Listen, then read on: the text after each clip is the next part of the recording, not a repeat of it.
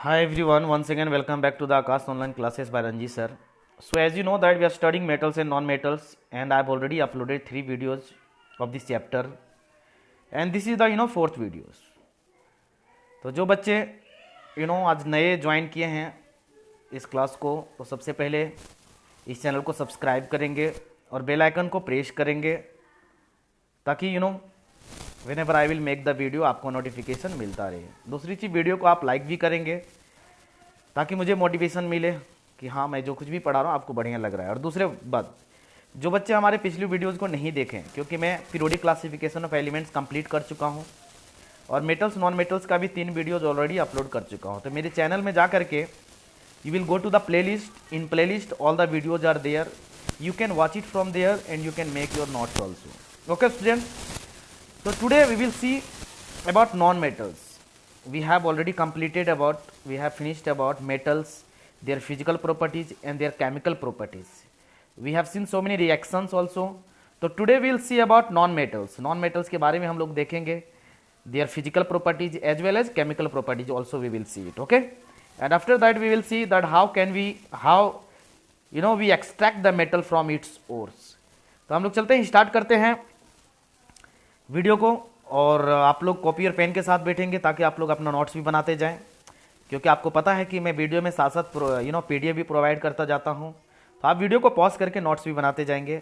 दूसरी बात again once again जो बच्चे चैनल को सब्सक्राइब नहीं किए हैं please subscribe this channel. Okay girls, तो चलते हैं हम लोग स्टार्ट करते हैं और हम लोग देखते हैं। ओके, तो हम लोग सबसे पहले देखते हैं नॉन मेटल्स के बारे में। हम लोग क्या देखते हैं, non metals.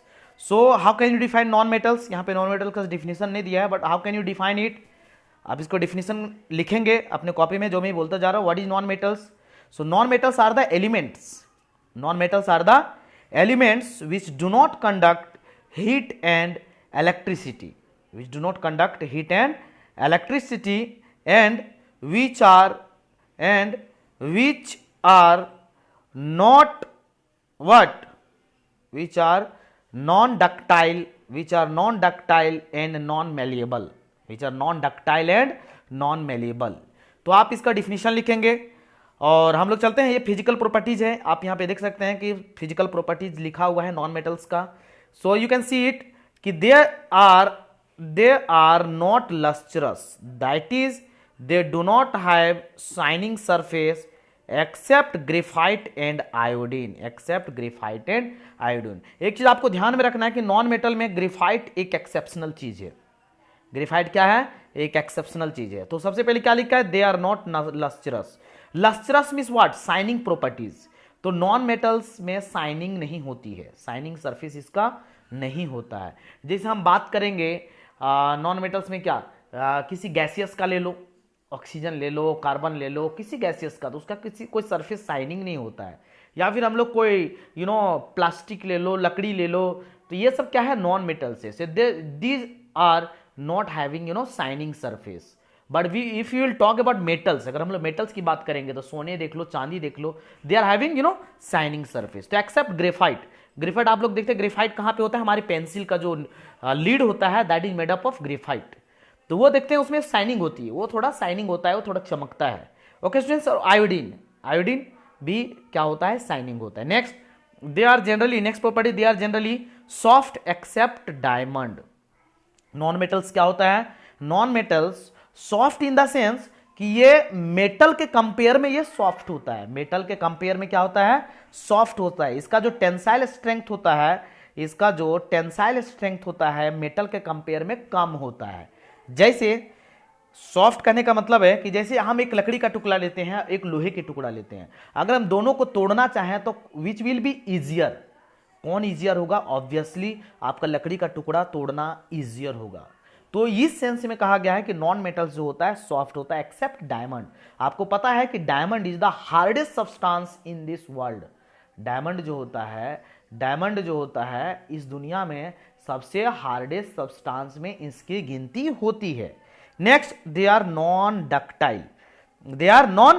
Non ductile means कि the material which can not be drawn into wire, इसको हम लोग वायर में ड्रॉन नहीं कर सकते हैं।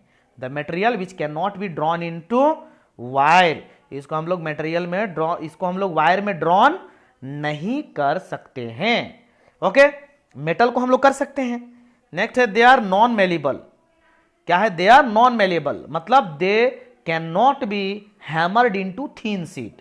मतलब नॉन मेटल, जैसे अगर लकड़ी को हम पीट पीट के उसका चादरा बना सकते हैं, नहीं बना सकते, लेकिन मेटल का बना सकते हैं। Okay students, next they are poor conductor of electricity and heat, exception graphite is a good conductor of electricity. तो as you I told already in definition कि जो नॉन मेटल्स होते हैं they are insulator, they are insulator, they are poor conductor of electricity and heat, means they do not allow to pass heat and electricity through it except graphite। जो आपका graphite, मैंने अभी pencil के बारे में बताया कि जो पेंसिल का निडल होता है उसके थ्रू से आपका इलेक्ट्रिसिटी पास हो सकता है। इसको आप लोग घरों में भी देख सकते हैं, घरों में भी you can do this activity in this lockdown, क्योंकि आपके पास समय है, आप इसको एक्टिविटी कर सकते हैं। How can you do it? आप पेंसिल को लेंगे और पेंसिल को दोनों तरफ से नुकीला बना देंगे, उसको शार्पनर से उसको आप छील देंगे। उसके बाद आप क्या करेंगे? एक बैटरी लेंगे, हाँ एसी सोर्स नहीं लेंगे आप, इसमें घर के बोर्ड में मत डाल देना तार को। आप क्या करेंगे? You will take two wire. एक वायर को आप क्या करेंगे कि पेंसिल के एक एंड में कनेक्ट करना, दूसरे वायर को पेंसिल के दूसरे एंड में कनेक्ट करना, और उस दोनों वायर को एक जा करके एक बल्ब के होल्डर में कनेक्ट करना, और उसमें एक बल्ब सेट कर देना।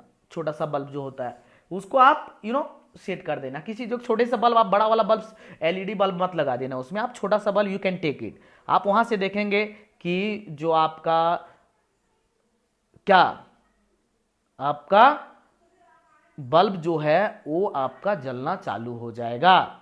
आप उसको बैटरी के साथ बल्ब को जोड़ेंगे और उसी के पाथ के बीच में कहीं पे भी पेंसिल को जोड़ देंगे, आप देखेंगे कि पेंसिल के थ्रू से इलेक्ट्रिसिटी पास कर रहा है। ओके गाइस, नेक्स्ट है कि they have low density compare to metals and low melting point except diamond which has high melting point. Okay, so non metals क्या होता है? इसकी डेंसिटी लो होती है, it has low density compare to metals. Metals के compare में इसका density क्या होता है? लो होती है, और मेल्टिंग पॉइंट भी इसका लो होता है एक्सेप्ट डायमंड, क्योंकि अभी हम लोग ने देखा कि diamond is the hardest substance. अगर हार्डेस्ट सब्सटेंस है, इसका डेंसिटी ज्यादा होगा, अगर डेंसिटी ज्यादा होगा तो ऑब्वियसली इसका मेल्टिंग पॉइंट भी हाई होगा। Okay guys, so these were the physical properties of non-metal. These were the physical properties of non-metal. चलते हैं हम लोग, मूव करते हैं नेक्स्ट स्लाइड में। हम लोग देखते हैं next chemical properties of non metal. Now what we will see chemical properties of non metal. तो at first reaction with oxygen, at first reaction with oxygen. तो non metal react with oxygen to form non metallic oxide. आप लोगों ने देखा था कि when metal react with oxygen तो metal oxide का फॉर्मेशन होता था।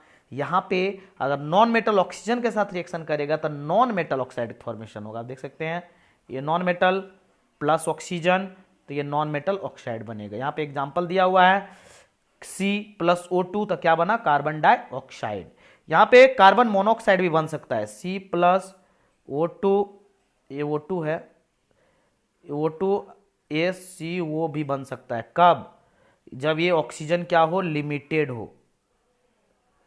ये क्या हो? लिमिटेड सप्लाई ऑफ ऑक्सीजन हो। क्या हो? लिमिटेड सप्लाई ऑफ ऑक्सीजन हो। तो इसको भी आप नोट डाउन कर लेंगे। और हम लोग देखते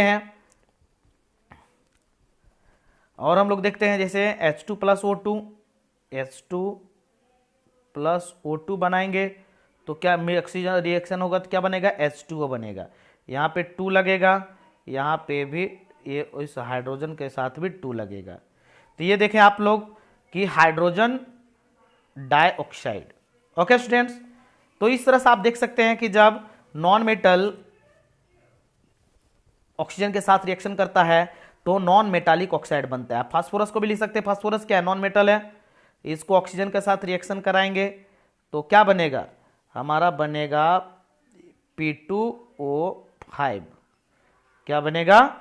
P2O5 भी बन सकता है, या तो फिर P2O5 भी बन सकता है, या तो फिर हमारा बन सकता है एक और दूसरा यहां पे प्रोडक्ट बन सकता है P2।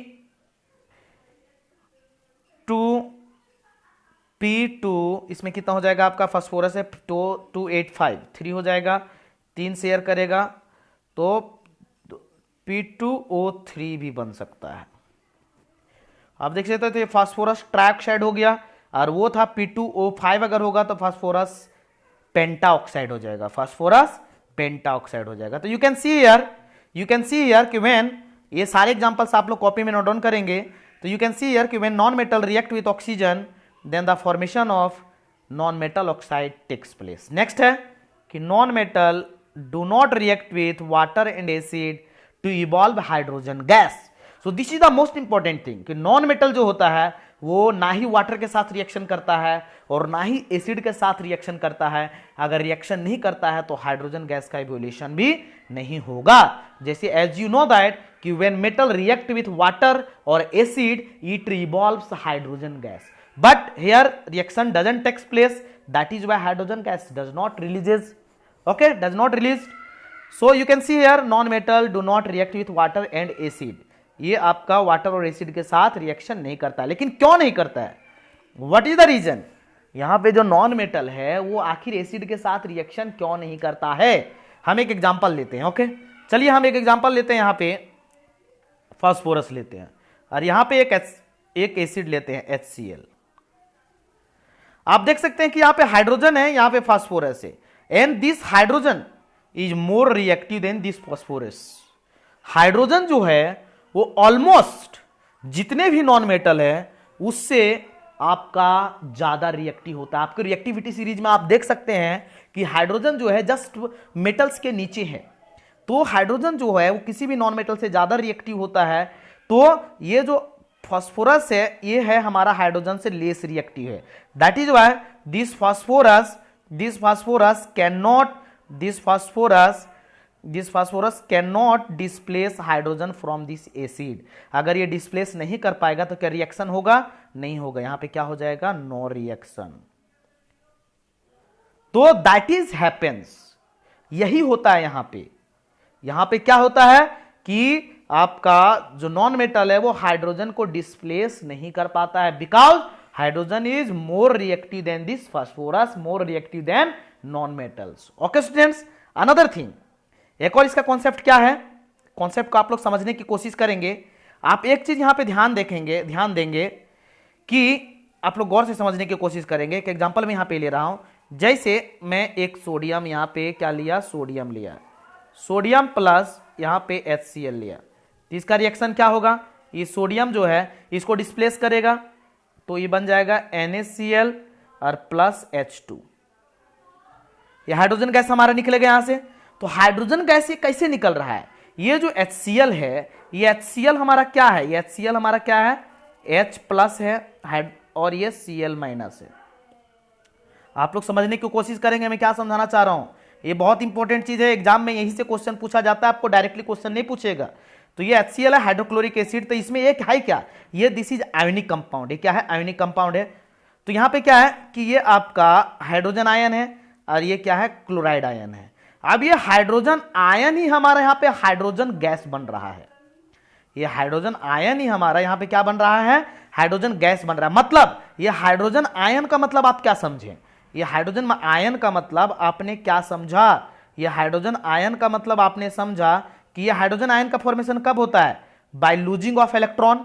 ये हाइड्रोजन एक इलेक्ट्रॉन को लूज कर गया होगा, तो ये जो एक इलेक्ट्रॉन इसको फिर से वापस मिलेगा तभी तो ये हाइड्रोजन गैस बनेगा, क्योंकि ये अभी तो ये आयन में है, ये एक इलेक्ट्रॉन लूज कर चुका है। तो इसको एक इलेक्ट्रॉन कौन देता है? इसको एक इलेक्ट्रॉन ये जो सोडियम है, ये जो आपका सोडियम है, ये सोडियम हमारा, सोडियम के पास क्या है? एक इलेक्ट्रॉन एक्स्ट्रा होता है, तो ये सोडियम जो है इस हाइड्रोजन को एक इलेक्ट्रॉन दे देता है, जिसके कारण हमारा हाइड्रोजन जो है गैस बन जाता है आयन से।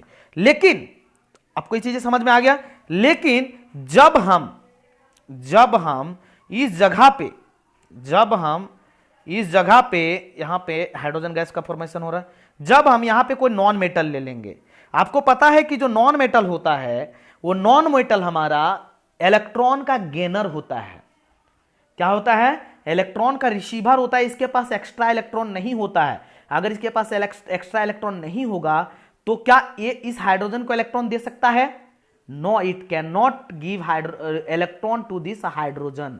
अगर इसको इलेक्ट्रॉन नहीं दे सकता है तो क्या ये रिएक्शन होगा? ये रिएक्शन नहीं होगा। That is why non metal do not react with, same चीज यहां पे वही उसके साथ भी होता है, वाटर के साथ भी। यहां जब हम लोग वाटर लेते हैं H2O अगर ले लेते हैं, सेम चीज यहां पे होता है, क्योंकि ये क्या है, ये हाइड्रोजन आयन है। यहां पे क्या है, ये हाइड्रोजन आयन है, H+ है और ऑक्सीजन का 2- है। तो ये हाइड्रोजन एक इलेक्ट्रॉन लूज कर चुका है, क्या ये फास्फोरस इसको इलेक्ट्रॉन दे सकता है? नहीं दे सकता। Why so? Because it is non metal, because it is non metal and non metal can not release electron, can not release electron, it gains the electron. तो that is why this reaction does not takes place. Okay students, तो I hope आपको चीजें clear समझ में आ गया होगा। आप लोग वीडियो को पॉज करके, वीडियो को धीरे करके, जो स्पीड होता है उसको आप थोड़ा धीरे करके आप पढ़ेंगे, समझेंगे, एक बार नहीं 2 बार देखेंगे तो आपको ये बहुत, मैं एक हाई कॉन्सेप्ट आपको बताया हूं, this was very very high concept thing, ये बहुत ही हाई कॉन्सेप्चुअल चीज मैं आपको बताया हूं, तो इसको समझने की कोशिश करेंगे, बहुत इंपॉर्टेंट है। यहां से 100% आपको क्वेश्चन पूछा ही जाता है कि नॉन मेटल वाटर के साथ क्यों रिएक्शन नहीं करता है, नॉन मेटल एसिड के साथ क्यों नहीं रिएक्शन करता है, what is reason behind it. तो आपको मैंने दो रीजन बताया, पहला कि वो डिस्प्लेस नहीं कर सकते क्योंकि हाइड्रोजन जो है वो मोर रिएक्टिव होता है, और दूसरा रीजन कि जो नॉन मेटल होता है वो हाइड्रोजन को इलेक्ट्रॉन नहीं दे सकता है। क्यों? क्योंकि नॉन मेटल के पास खुद ही वो एक्स्ट्रा इलेक्ट्रॉन नहीं होता है। Okay students, next non metal, next property, chemical property, non metal can react with salt solution, more reactive element will displace the less reactive non metal। क्या बताया कि जो नॉन मेटल है, जो अपना नॉन मेटल है, वो नॉन मेटल सॉल्ट सॉल्यूशन के साथ रिएक्शन कर सकता है। तो आप देख सकते हैं यहां पे ये एग्जांपल के साथ, ये क्या है, सोडियम ब्रोमाइड क्या है, एक सॉल्ट है, ये क्या है, what is this, this is salt, this is salt. Okay, और एक क्लोरीन क्या है, एक chlorine, what is chlorine, this is non metal, this is non metal. तो आप देख सकते हैं कि नॉन मेटल का सॉल्ट के साथ रिएक्शन करवाया जा रहा है। तो ये क्लोरीन क्या करेगा, ये जो क्लोरीन है, मैं थोड़ा सा बोर्ड को क्लियर करके आपको समझा रहा हूं, ये जो क्लोरीन है, this chlorine will displace this bromine, ये क्लोरीन क्या करेगा, दिस ब्रोमीन को डिस्प्लेस कर देगा। तो क्लोरीन के जगह पे क्या आ जाएगा, ब्रोमीन, और ब्रोमीन बाहर चला जाएगा, तो फॉर्मेशन क्या हो जाएगा, NaCl सोडियम क्लोराइड, और ब्रोमीन आपका बाहर निकल जाएगा। तो यू कैन सी हियर कि non metal react with, non metal react with what, salt solution. Okay guys, next हम लोग चलते हैं, next chemical properties, non metal can also react with hydrogen to form hydrides. जो non metal होते हैं वो hydrogen के साथ रिएक्शन करके हाइड्राइड्स का फॉर्मेशन कर सकते हैं। आप देख सकते हैं this is hydrogen, this is sulphur, that is, this is non metal, this is non metal, this is non metal. अब ये नॉन मेटल हाइड्रोजन के साथ रिएक्शन कर रहा है, तो ये क्या बना, हाइड्रोजन सल्फाइड। इसका क्या फॉर्म, इसका नाम क्या है, इसका है हाइड्रोजन सल्फाइड। तो आप देख सकते हैं कि नॉन मेटल जो है वो हाइड्रोजन के साथ रिएक्शन करता है, नॉन मेटल क्या करता है, हाइड्रोजन के साथ रिएक्शन करता है। अभी मैंने बताया आपको, यहां पे भी वाटर वाला मैंने बताया आपको, ये एग्जांपल भी ले सकते हैं आप, H2+ O2, तो क्या बना यहाँ पे, H2O बना। आप देख सकते हैं कि ये ऑक्सीजन नॉन मेटल है, ये हाइड्रोजन के साथ रिएक्शन किया, तो ये एग्जांपल भी आप यहां पे ले सकते हैं। ओके गाइस, तो ये आपका हो गया केमिकल प्रॉपर्टीज, केमिकल प्रॉपर्टीज हो गया। हाँ, एक चीज और आपको क्या है कि एक चीज आपको यहां पे ध्यान देना है,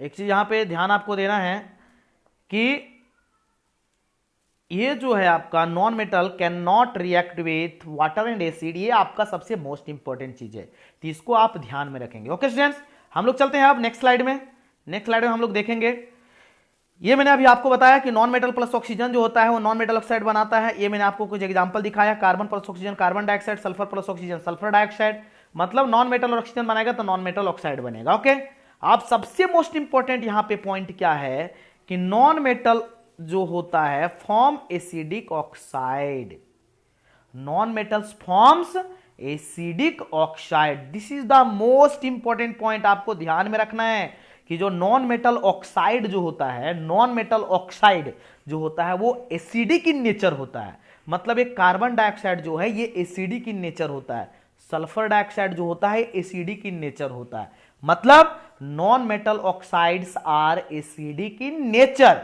लेकिन यहीं पे हम एक पॉइंट मेटल के केस में छोड़ दिए थे, हम लोग किस में छोड़ दिए, आपको किस में छोड़ दिए थे, मेटल के केस में, कि मेटल ऑक्साइड जो होता है वो बेसिक इन नेचर होता है।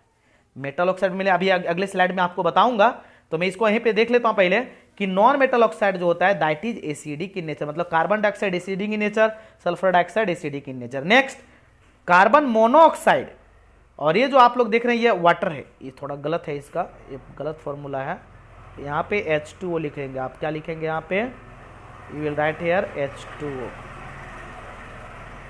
H2O।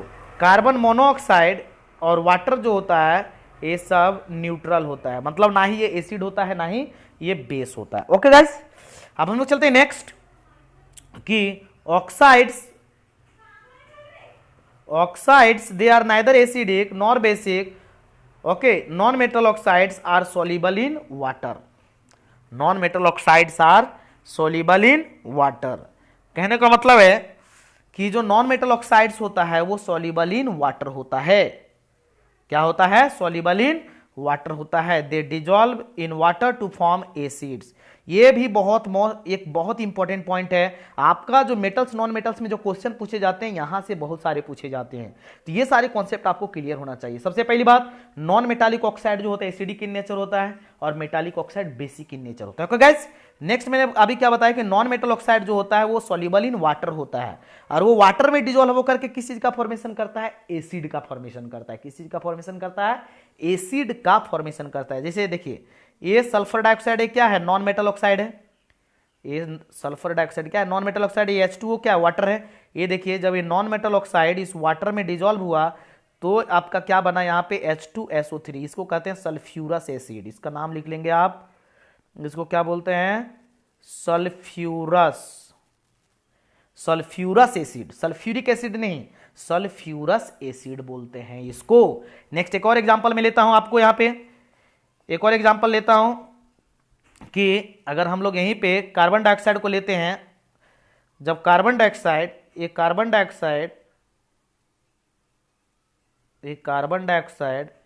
जब वाटर में डिजॉल्व होगा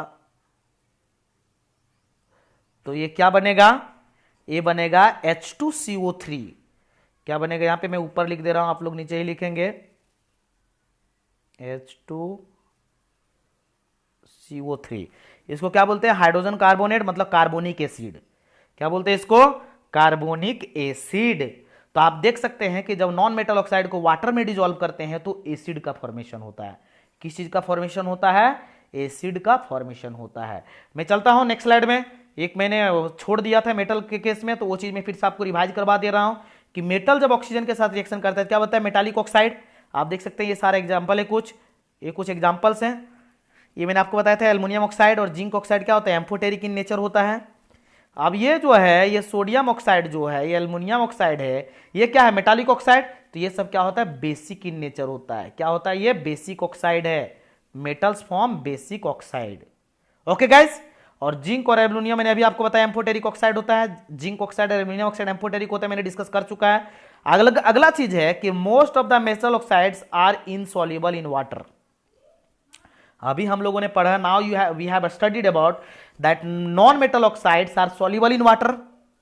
non metal oxides are soluble in water, but most of the metallic oxides are insoluble in water, but some of them are soluble in water. some of the metallic oxide, कौन सा? जो highly reactive metal है, जो highly reactive metallic oxide है वो आपका soluble in water होता है। और वो क्या करता है? It forms base. जब नॉन मेटालिक ऑक्साइड को वाटर में, जिसे देख सकते हैं ये क्या है? सोडियम ऑक्साइड है, ये मेटल ऑक्साइड है। इसको जब हम लोग वाटर में डिजोल्व किए तो देखिए क्या बना है? ये सोडियम हाइड्रोक्साइड। ये क्या है? This is base. What is this? This is base. तो आप देख सकते हैं कि यहां पे आपको बहुत इंपॉर्टेंट पॉइंट मैंने अभी डिस्कस किया कि जब मेटालिक ऑक्साइड वाटर में डिजोल्व हुआ तो ये बेस का फॉर्मेशन किया, और जब नॉन मेटालिक ऑक्साइड आपका वाटर में डिजोल्व हुआ तो एसिड का फॉर्मेशन किया। ओके गाइस, हाँ, दूसरा चीज ये भी ध्यान में रखना कि most of the metallic oxide आपको वाटर में सॉल्युबल नहीं होता है। जो हाईली रिएक्टिव मेटल होता है जैसे सोडियम हो गया, पोटेशियम हो गया, लिथियम हो गया, दीज ऑक्साइड, इसका जो ऑक्साइड होता है जब उसको वाटर में डिजोल्व करते हैं तो वो बेस का फॉर्मेशन करता है। और आपको मैंने बताया था कि पीरियोडिक क्लासिफिकेशन ऑफ एलिमेंट्स में कि पहला पीरियड में जो होता है उसको अल्कली मेटल बोलते हैं। इसीलिए अल्कली मेटल बोलते हैं क्योंकि इसका जो ऑक्साइड वाटर में जब डिजोल्व हो रहा है तो देख सकते हैं बेस का फॉर्मेशन करता है। बेस को ही क्या बोलते हैं हम लोग? अल्कली बोलते हैं।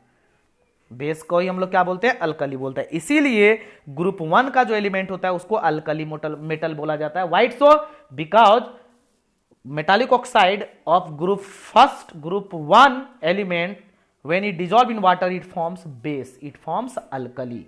ओके गाइस, तो आप देख सकते हैं ये बहुत ही मोस्ट इंपॉर्टेंट पॉइंट छूट गया था जिसको मैंने अभी डिस्कस किया। तो आप इसको अच्छे तरीके से इसका नोट्स बनाएंगे बच्चों, वीडियो को पॉज करके। अगर आपको एक बार में नहीं समझ में आता तो वीडियो को 2 बार देखेंगे, और जो बच्चे हमारे पिछली वीडियोज को नहीं देखे हैं आप पिछली वीडियोज को भी जाकर के देखेंगे, उसको नोट्स बनाएंगे। और जो बच्चे सब्सक्राइब नहीं किए चैनल को तो प्लीज सब्सक्राइब दिस चैनल और बेल आइकन को भी प्रेस करेंगे। अब चलते हैं हम लोग नेक्स्ट स्लाइड में चलते हैं। आयोनिक कंपाउंड, तो आयोनिक कंपाउंड मैंने आप लोग को कार्बन चैप्टर में पढ़ाया हुआ था कि आयोनिक कंपाउंड किसे कहते हैं। फिर से हम लोग देख लेते हैं।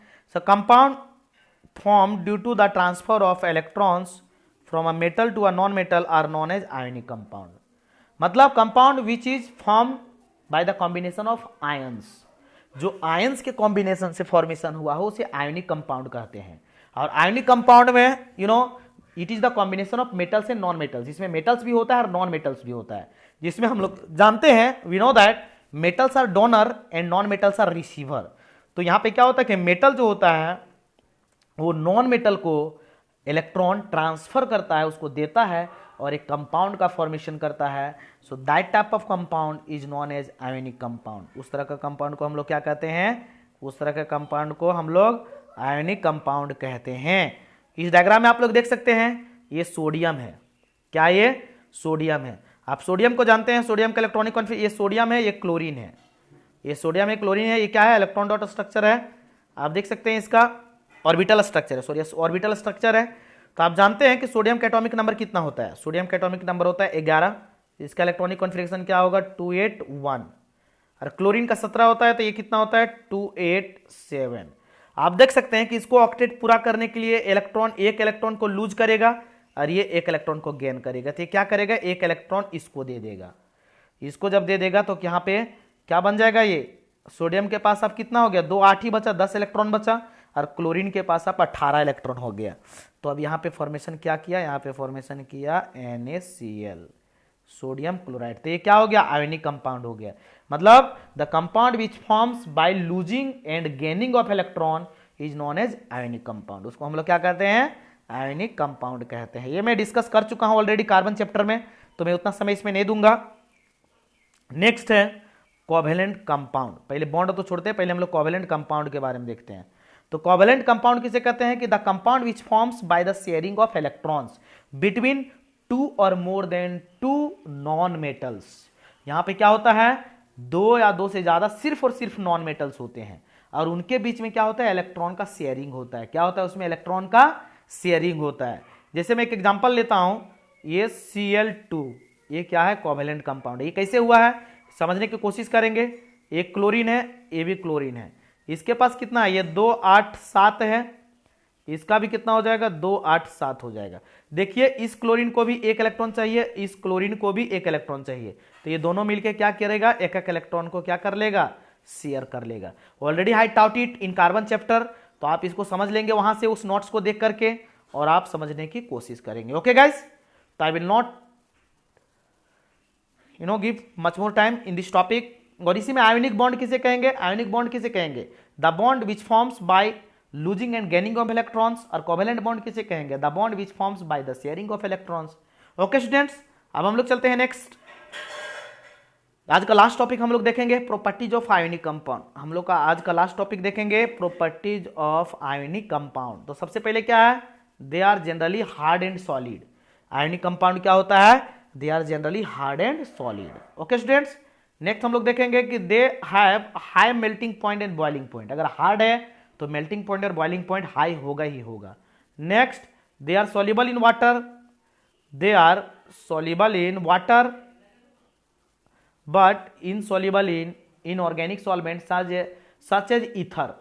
इनऑर्गेनिक सॉल्वेंट किसे कहते हैं? जो ऑर्गेनिक सब्सटेंस से ना बना हो, तो जैसे ether. Okay students, next, they are conductor of electricity in molten and solution state. मींस जो आयोनिक कंपाउंड होते हैं उसके थ्रू से इलेक्ट्रिसिटी पास हो सकता है, लेकिन कब? किस केस में? मोल्टेन केस में, मतलब in the presence of water, जब वो सॉल्यूशन के रूप में हो तब उसके थ्रू से इलेक्ट्रिसिटी पास हो सकता है। ओके गाइस, तो आज हम लोग यहीं तक रखते हैं। हम लोगों ने आज बहुत ही इंपॉर्टेंट टॉपिक्स के बारे में डिस्कशन किया। अब हम लोग फिर से मिलेंगे नेक्स्ट वीडियो में। नेक्स्ट वीडियो में हम लोग पढ़ेंगे occurrence of metals and extraction of metal, कि how we extract the metal from its ores. So guys, आप लोग नोट्स कंप्लीट कर लेंगे। हाँ, एक चीज मैं बताना चाहूंगा कि जो बच्चे को समझ में नहीं आता हो, वीडियो को 2 बार देखें, 3 बार देखें, automatically you will understand everything. Okay guys, so once again, जो बच्चे इस चैनल को सब्सक्राइब नहीं किए हैं, प्लीज सब्सक्राइब दिस चैनल। और हाँ, अगर वीडियो अच्छा लग रहा हो तो वीडियो को लाइक भी करेंगे प्लीज, और बेल आइकन को प्रेस करें। ओके स्टूडेंट्स, तो चलते हैं, तब तक के लिए bye bye, have a nice day. मिलते हैं हम लोग फिर से नई वीडियो के साथ।